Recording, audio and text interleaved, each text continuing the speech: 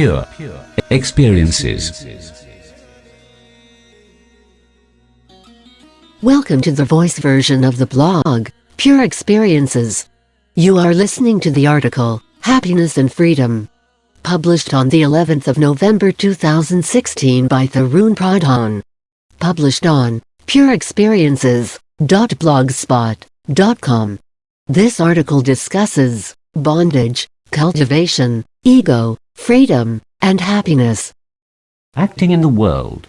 Having checked what the world is about, we are now in a position of asking an important question. Given this world, and a body made up of worldly stuff, what is the optimal way to act here? In simpler terms, how should one live his life in the best possible way? The short version of the answer is, actions must be such that they lead to more and more happiness and freedom. The long version is the following article. As long as there is a mind, there will be worlds and bodies, and actions will follow. Our actions determine the quality of our worldly experience. So it is imperative to learn how to act here. Needless to say that our actions must be aligned to our goals, namely, happiness and freedom. Why happiness and freedom? I'm glad you asked. Never accept blindly whatever they feed you. Question the teachings and then question the questions. What else you'd want, if not happiness and freedom? If you dig a bit here, you'd find that every human being or the self-having human experiences wants nothing but happiness and freedom. This is a necessity, not a choice. In other words, whatever you do it for happiness and freedom. You are incapable of doing anything else. Let's examine more. It's very obvious that most of us want pleasures and avoid pain. This is the obvious choice for happiness. Pleasures diminish when we get them. Please see articles on pleasure, etc. So people look for new ways to please themselves. This is a choice for freedom. The freedom to get whatever they want and whenever they want. Freedom to discard what they do not want, and so on. All the rat race in this world is about this. Money, power, looks, talents, abilities, knowledge, you name it, are means to get more and more of pleasure and happiness. So even the ignorant, by default, choose freedom and happiness. It's another matter that they have no clue how to get that, and they are not aware why they want that. What about those who are not after worldly pleasures, such as explorers, artists, inventors, writers, and all such cream of the society types? Surely, their pleasure lies in achieving their goals in their respective fields. This is how they get happiness. Of course, they need to be free from the usual burdens of labor and menial tasks essential for their survival, and manage to remain as free as possible in order to achieve their goals. This is their choice of freedom. Such people do appear simple, humble, and devoid of luxury to the people who get their pleasure from purely material life and habitually flaunt their material belongings. They'd imagine that in spite of the extraordinary talents and abilities, those people are unhappy, but they fail to grasp that these types derive their happiness from non-material things and acts. Some do achieve money and fame, but I guess they don't care too much about that. Prevent them from creating or achieving, and you'll make them very unhappy. So consciously or not, the so-called intelligentsia also opt for happiness and freedom. What about those who take great pains in order to accomplish something impossible, such as climbing a mountain or exploring the South Pole? Well, their happiness comes from overcoming the otherwise insurmountable difficulties. This is how they choose happiness. Obviously, one would not travel to South Pole if he found that adventure boring and not worthy of risking his life. Ordinary people have no idea how much happiness it provides to explorers. It's certainly more than watching a documentary about Antarctica on their expensive TV. For the same reasons some people fly high in space or dive deep into oceans. It's not that they choose pain and danger, it's because these acts give them ample happiness and a sense of immense freedom. Some people choose a direct route to happiness and freedom, which means they cut out the mediators and reach their goal directly. We call them wise men. They are most free and are in a perpetual state of bliss. How is that even possible? Don't you need to do something to be happy and free? This belief is the root cause of suffering. Happiness and freedom is our natural state. We don't need to do anything to get it. All we need to do is not do the actions that take us into suffering and bondage. It is as simple as that. Why don't people know this? If they knew, there would be no ignorance. Ignorance is exactly that, not knowing. Just accept that there is ignorance, and it is on a massive scale. Almost everyone is ignorant, including you and me, else we wouldn't be here. How can one know that happiness and freedom is our essential nature? It is easy. Sit down quietly and observe. The introspection goes like this. What happens when you get an excess of stuff, people and activities that make you very happy? For example, if you like sweets and you are fed sweets every day, every hour and every minute, what is the result? Assuming you manage to survive, one would suspect that you'd be very unhappy about this situation. You will demand the freedom to eat other foods or to not eat at all. Now something else would make you happy. If sweets caused happiness, one would expect that an excess of them would cause more happiness, but we see the opposite. What went wrong here? Nothing wrong, just our friendly P2P, a trick of Mother Nature to keep you alive and healthy. If you try to have too much pleasure, it turns into pain. Too much pleasure does not translate into too much happiness. And therefore the objects or relations instrumental for pleasures do not supply the promised happiness after a while. Eventually one starts demanding freedom to choose objects or people. Objects or people without any choice, without any freedom, lead to misery. This is the essential realization here. If you observe closely, unhappy states of the mind are caused by unfulfilled desires. Fulfillment of desires leads to happiness. It is not that the object of desire causes happiness, it is because once you get that object, the mind is relieved of the burden of that desire. It needs to do nothing now, it enters a state of contentment. This state causes happiness. The freedom from desire brings the mind back to its natural state, which is perceived as happiness. Observe closely.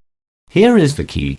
If you keep your mind free from the burden of those thousands of desires and afflictions, it will abide in happiness on its own.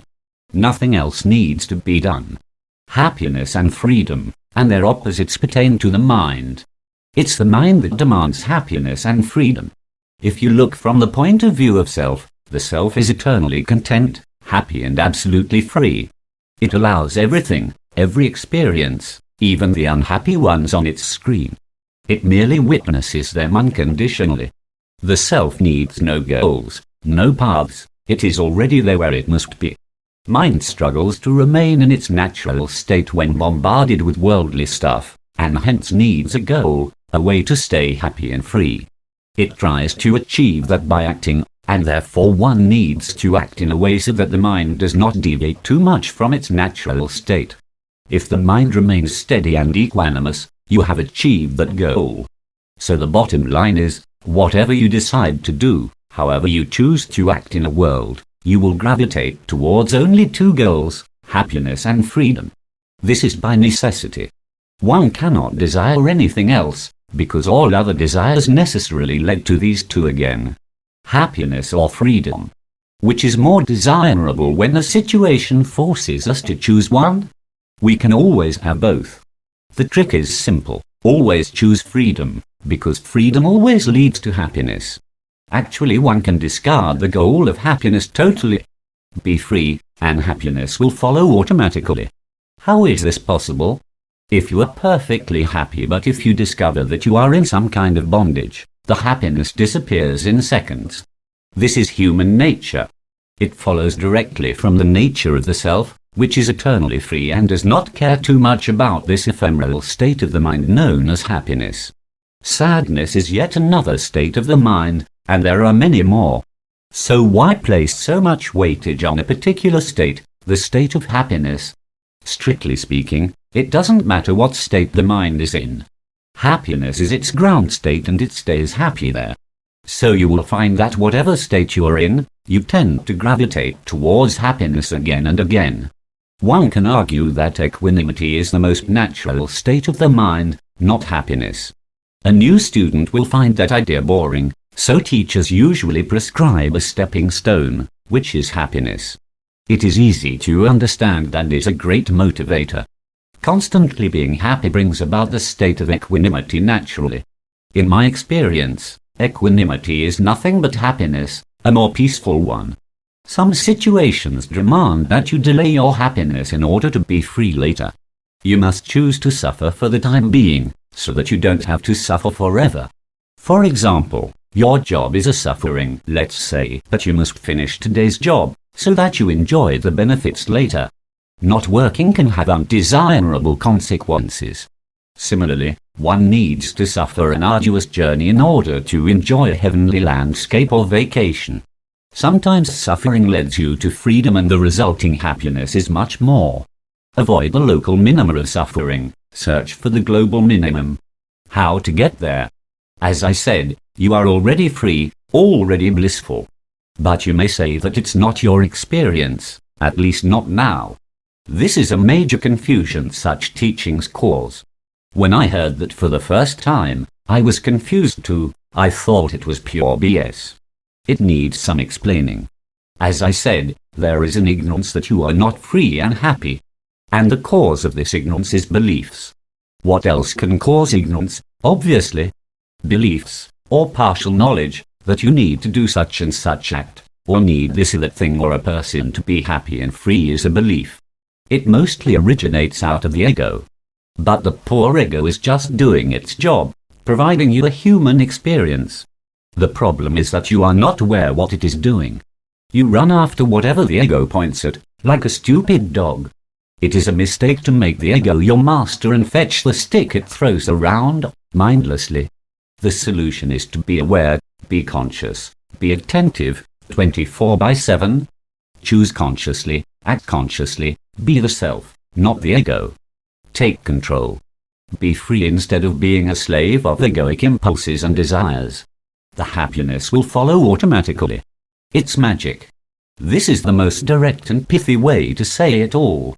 If you get it, you don't need to read the rest of the article. This is the essence. So again, we see that a conscious attitude is the key. If you are reading the past articles here, you must have noticed that this solution comes up again and again. Because there is no other solution, at least not a permanent one. If you have not read the articles on the mind and ego, and specifically about their afflictions, it's time to do so now. I won't repeat the details here. Those articles have all the details you may need. In essence, if you free yourself from the afflictions, you will be free. The condition is permanent, it does not return. The happiness and freedom are inversely proportional to the amount of afflictions and beliefs. This is the formula. Be my guest. A seeker lives in this world as one lives in a hotel. He arrives here for some reason, work or vacation or to meet someone. The hotel is the world. His stay here is the life. His job is to experience the hotel and accomplish whatever he is here for, that is his path. The path of his heart, to which he is naturally drawn to. Once the stay is over, he simply checks out. An ignorant guest would be one who has no clue why he is in a hotel. He sees others having fun, enjoying the vacation, and mimics them, or tries to. He sees others doing something important, he tries to copy that too. He finds some people have better rooms and he instantly becomes dissatisfied with his own. He finds that some people have better food or complimentary breakfasts. He gets furious, complains to the management, fights with the staff, troubles those who are actually enjoying, tries to get a pretty roommate just because others have one, so on and so forth. His entire stay is a struggle and suffering. At the time of leaving he refuses to pack up, insists on staying forever and behaves like a crybaby. He tries to steal stuff from the hotel, wants to take it with him. Not only he makes his own stay a mess, he causes troubles for others and ruins their holiday also. Some ignorant guests are somewhat more reasonable. They don't complain or fight. They get busy fixing their room. Try to make theirs into a deluxe room or something. The manager tells them they need to pay more money to get better food and facilities, and so they spend most of their vacation trying to earn money, rather than enjoying their current package. Some other guests take advantage of such people and offer their money in exchange of services or work. Some guests hunt for rich guests and offer their bodies in exchange of a better room and good food. Their whole vacation is spent in making the hotel a better place. Even then, they are not fulfilled. They always find that someone else has even more. They do not know that the hotel will be like this always, and they do not know what else to do but to run after stuff. They have no meaningful job there, no idea why they are in hotel. When the time for checkout arrives, they depart with a heavy heart. They see that they had a miserable and meaningless stay. They cling to the room and stuff it contains. After all, they spent the entire vacation collecting stuff for this room. When they are told that they can't have it, it multiplies their misery many times. A wise man does not try to fix the hotel. It's not his job. Someone else owns the hotel. He has his own agenda, his path. He uses the facilities as best as he can. Ignores the shortcomings. If he gets something better, he does not hesitate to use that too. But he never struggles for it, never clings to it. He keeps his own room neat and tidy, doesn't care too much how others keep their rooms or how much more stuff the other rooms have. If he needs something to accomplish his goals, he makes efforts to get it. He is not distracted by other choices, however tempting they are. He makes friends with other guests. Chooses those who are like him and who are also here for something similar. These are the guests that are aware. They know very well that they are in the hotel. His friends help him to accomplish whatever he is after. If he is here just to enjoy his vacation, he does exactly that. When it's over, he leaves everything in the hotel as it is, packs up his stuff, if any, throws away that which will be only a burden for his journey, and happily awaits for his tickets and taxi to the airport. He leaves other guests behind, and wishes them well. A wise man lives in a world like a guest in a hotel. It is not his hotel, the room is not his own. The things in the room are to be left, and same for other people. They are guests too. Some will leave before you do, and some will stay behind for a while. He has no business with them once he leaves. He does not complain about the hotel. Does not kill others to take over their pretty rooms. Has meaningful and light friendships with all. He demands nothing from anyone. It is not the hotel, but his experience of the stay that is important. Enjoy your stay in the hotel, the World Intercontinental. Menu, please. Let's assume you are visiting a restaurant for the first time. First way is to simply demand a particular dish you like and ignore the menu. Second way is to read the menu and choose a dish. The first way has the advantage that you may get exactly what you order, but there is no guarantee that you will get it. It is also uncertain how it will taste, because the chef may need to cook it up from a cooking book. And perhaps it will cost some unexpected value, unless you already know what it costs there. The second way is more laid back and like an exploration rather than a demand. You choose something, ask for waiter's advice, find out the chef's special, reject something that makes your wallet unhappy, and so on. The first way shows that the customer is too certain about what is best. He is not open to learn about other recipes. He isn't wise in regard to what he spends. But perhaps that's what makes him happy. One can guess that if he comes again and does the same thing, he would be perhaps more confident and happy. But if he continues doing this on his every visit, his happiness would start to fade, and he may complain one day that the food tastes bad there. He may demand something else, perhaps whatever the other guest is having, but you can imagine where it's going. A wise guest lets the restaurant serve its menu. He simply chooses something out of what they have. When he arrives there again, he chooses something else and slowly learns what tastes best there. His future trips are more satisfying. The waiter awaits his visit with expectation, as he gets a good tip every time. There are two ways to live a life. First is to demand stuff out of it, to insist that you get only that at any cost, and you are bent on spending whole of your lifetime to get it. Second is to choose from stuff this life has to offer. Choose wisely, with intention and awareness. Know what it will cost. What are the consequences? Weigh it in terms of time it takes, whether it's worth spending 40 years to get it, and so on. If it's not as per your liking, just don't choose it. There is no use demanding its removal from the menu of life. It is for someone else. You have a choice, you are free to pick something else. Pick something else. The happiness has no name and shape, it's independent of the instrument you use to get it. Once you know how to exercise your freedom to choose, you always arrive at happiness. Let the life serve you a menu. Bon appetit. But I'm not free. You are not free in this world, but you are free to choose. The choices are limited due to ignorance and beliefs. More beliefs you have, less choices you get, because now you cannot see the other choices. What you choose depends on your wisdom, the current level of your evolution. There is a big difference in ways a wise person makes a choice when compared to an ignorant person, assuming similar situations. The choice of a wise man always leads him to more freedom, not less. Happiness follows naturally. For example, one who believes that only a big car can make him happy completely ignores the fun of flying in an airplane. He suffers the pain of not having a fast car to reach his destination and looks at people who have one with envy. The belief that he cannot reach somewhere without a car is his bondage. The fact is that the choice to be happy is always present. One may or may not get the exact instrument one desires to reach the state of happiness.